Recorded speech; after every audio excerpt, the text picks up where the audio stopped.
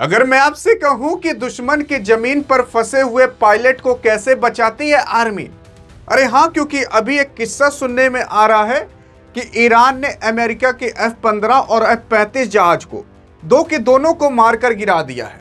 और फिर यह पता चला है कि दो पायलट और दो के दोनों ईरान में हैं। लेकिन अभी ना तो ईरान के लोगों ने और ना तो अमेरिका ने किसी ने भी उन पायलट को नहीं पकड़ पाया है। लेकिन सवाल उठता है कि वो अमेरिकी पायलट जो ईरान के अंदर गिर चुके हैं, अब उनको कैसे बचाया जाएगा? कैसे अमेरिका भी इन्हें बचाएगा? आप सोच रहे होंगे कि अरे कैसे बचाएगा, उनकी सरकार से बात करेगा। लेकिन उनकी सरकार तो खुद कह चुकी है कि जो इन पायलट को लाएगा उन्हें हम $60,000 का इनाम देंगे। अब सोचकर देख लीजिए, यानी कि लगभग 50-55 लाख रुपए देंगे। लेकिन सवाल ये उठता है कि आखिरकार कैसे बचाएगी अब अमेरिकन सेना? हाँ, क्योंकि यार आप देखो ना, यहाँ पर एक अमेरिकी जहाज जो कि F-15 नाम के जाना जाता था, उसी के साथ साथ F-16 नाम का भी जहाज कहा जा रहा है कि वो भी गिरा है। और दो पायलट वहां पर अभी दिखाई दिए हैं और ये दोनों पायलट को अब ढूंढा जा रहा है ईरान के अंदर।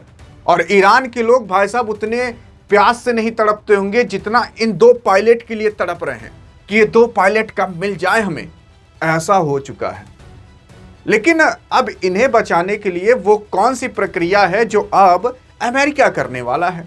हाँ, क्योंकि यार आप देखोगे तो इस तरीके के operation combat search and rescue operation यानी कि CSAR के नाम से जाना जाता है। नाम क्या है इसका? इसका नाम है combat search and rescue operation.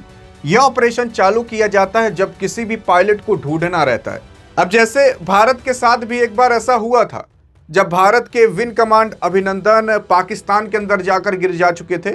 लेकिन तब उस टाइम की कंडीशन अलग थी कि भारत सरकार ने पाकिस्तान की सरकार से बात किया और बात करने के बाद अभिनंदन को बुला लिया। लेकिन अगर अभिनंदन ना आ पाए होते या अभिनंदन वहां कहीं छुप कर बैठे होते या पाकिस्तान के भी हाथ में ना आए होते, तब भी क्या पता भारत ये वाला ऑपरेशन चालू कर सकता था। लेकिन अब अमेरिका ये ऑपरेशन जरूर चालू करेगा।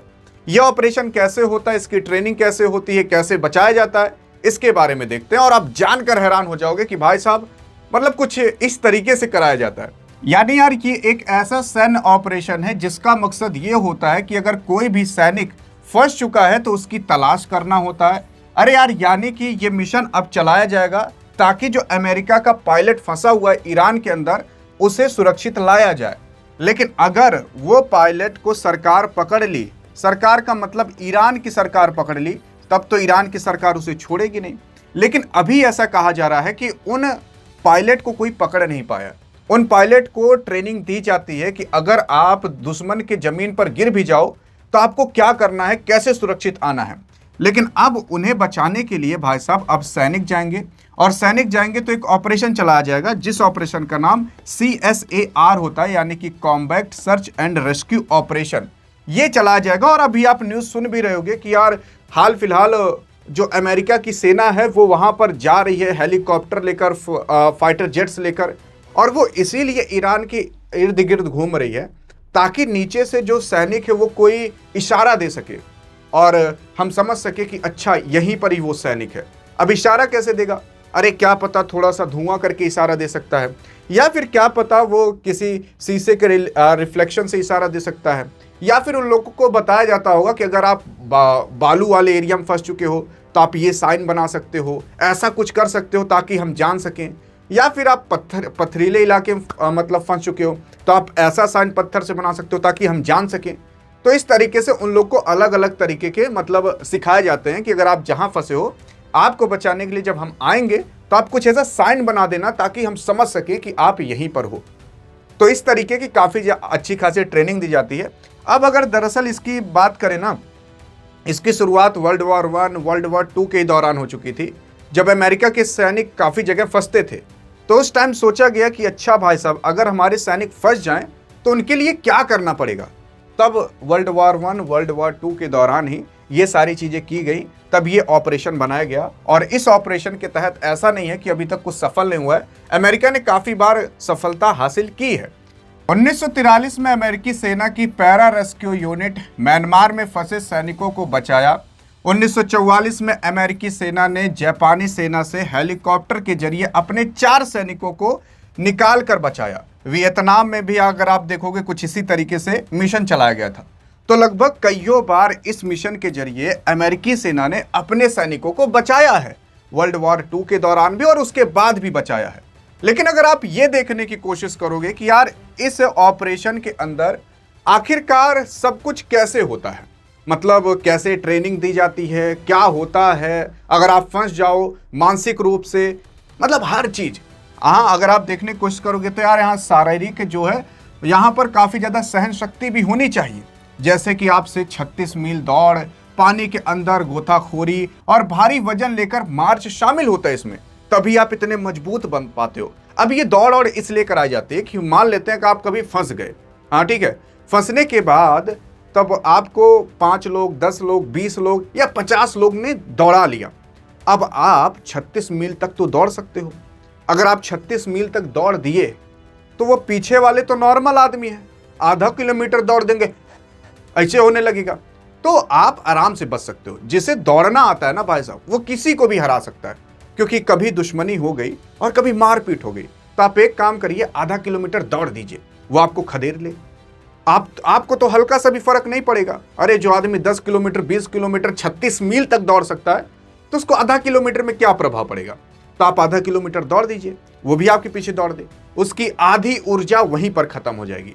तो होगा क्या, उसके बाद धगलतिया दीजिए उसको। तो इसीलिए यहां पर भाई साहब दौड़ कराई जाती है इन लोगों की। फिर उसके बाद अगर आप देखोगे तो मेडिकल ट्रेनिंग भी कराई जाती है, कि जैसे कि मान लेते हैं कि आप कभी जंगल में फंस गए, तो आपको हर चीज के बारे में पता रहेगा कि इस पत्ते के साथ ये होता है, इस पत्ते के साथ ये होता है, कहीं चोट लग गई तो ये पत्ती लगा लो तो एंटीबायोटिक की तरह काम करेगा। ये सारी चीजें भी आपको इंफॉर्मेशन दी जाती है और कराई जाती है। फिर उसके बाद स्पेशल ऑपरेशंस और बाकी अन्य चीजें जैसे कॉम्बैट फ्री कॉल, फिर उसके बाद पैरासूट जंपिंग, और फिर उसके बाद डूबे हुए उपकरण और काफ़ी अन्य काम यहाँ पर आपसे डाइविंग वाइविंग कराई जाती है, ताकि आपको हर चीज़ की स्किल हो। फंसने के बाद पता लगा आप दौड़ रहे हो, बीच में नदी आ गई, तैरना नहीं आता, तो आप नदी दौड़कर और तैरकर पार कर लोगे। लेकिन जो पिछुआ आपको खदेरे हैं उन्हें तो क्या कर पाएंगे, पता लग जोश जोश में कूद गए, नदी बहा के लेके चली गई, लेकिन आप निकल सकते हो। फिर उसके बाद अगर आप देखोगे तो यहाँ पर सर्वाइवल स्किल भी होनी चाहिए। जैसे कि जंगल में फंस गए हो तो वहां पर आपको बहुत तेज भूख लगी, तो आपको पता रहना चाहिए कि भाई साहब मैं क्या खा पी सकता हूँ यहाँ पर। हाँ जी हाँ, कौन सा कीड़ा खा सकता हूँ, कौन सा मकोड़ा, क्या कौन सी जड़ खा सकता हूँ, कौन सी पत्ती खा सकता हूँ, ताकि आप वहां पर जिंदा रहो। क्योंकि जंगल में काफी सारे ऐसे पेड़ होते हैं जो क्या होता है ना कि खा लिए तो मौत तक हो सकती है, बीमारी हो सकती है, तो कुछ भी आप नहीं खा सकते। फिर उसके बाद मानसिक आपको काफी मजबूत किया जाएगा, जैसे कि आपको काफी ज्यादा टॉर्चर भी किया जाएगा, मानसिक रूप से मजबूत बनाया जाएगा, ताकि अगर कभी दुश्मन आपको पकड़ ले तो आपको टॉर्चर करे तो आप सब कुछ ना उगल दीजिए। अब यही अगर अभिनंदन के साथ ना हुआ होता और अभिनंदन साहब बहुत कमजोर होते तो यार पाकिस्तान वाले पकड़े थे, कुछ भी उगलवा लेते। अब सोच कर देखिए, आपको पता है कि सामने पाकिस्तान वाले लोग हैं, आपको पकड़ लिए हैं, आपकी जान भी जा सकती है, इस हिसाब से टॉर्चर कर सकते हैं जो नरक में भी आदमी नहीं फील कर पाएगा। तो कुछ इस तरीके से ट्रेनिंग कराई जाती है जो फंस जाता है, और कुछ इस तरीके से उन लोग की भी ट्रेनिंग कराई जाती है जो उस पायलट को बचाने के लिए आएगा। अभी हाल फिलहाल अगर आप ये देखने की कोशिश करोगे तो अमेरिका की अभी ना नाक दांव पर लग चुकी है, कब कट जाए नाक किसी को कुछ नहीं पता। क्योंकि अगर ईरान ने उन 2 पायलट को पकड़ लिया, आखिरकार वो भी हैं इंसान ही भाई साहब, हाँ जी हाँ, हैं वो इंसान ही। इसी वजह से अगर उन 2 पायलट को पकड़ लिया तो काफ़ी बड़ी दिक्कत हो सकती है, क्योंकि ईरान वाले टॉर्चर करके वीडियो बनाकर अमेरिका के अंदर वायरल कर सकते हैं। तो लोग ईरान से सवाल नहीं पूछेंगे, लोग ट्रंप से सवाल पूछेंगे, अरे ट्रंप तुमने ये युद्ध क्यों चालू किया। और इसी वजह से कहा जा रहा है, हाँ जी हाँ, इसी वजह से कहा जा रहा है कि भाई साहब काफ़ी बड़ी दिक्कत हो सकती है अगर उन 2 पायलट को पकड़ लिया गया तो। लेकिन बहरहाल अब अमेरिकी सेना क्या करेगी और वो पायलट कैसे बचेगा, ये मैंने आपको पूरा का पूरा ऑपरेशन समझा दिया है। लेकिन अगर ऐसी इंफॉर्मेशन चाहिए तो डिस्क्रिप्शन में व्हाट्सएप चैनल का भी लिंक है, वहां पर भी जाकर ज्वाइन कर सकते हो, वहां पर भी आप और हम मिलेंगे और उसी के साथ साथ काफ़ी ज्ञान भरी वाली बातें वहां पर भी शेयर करते रहते हैं। बाकी तब तक के लिए जय हिंद, जय भारत।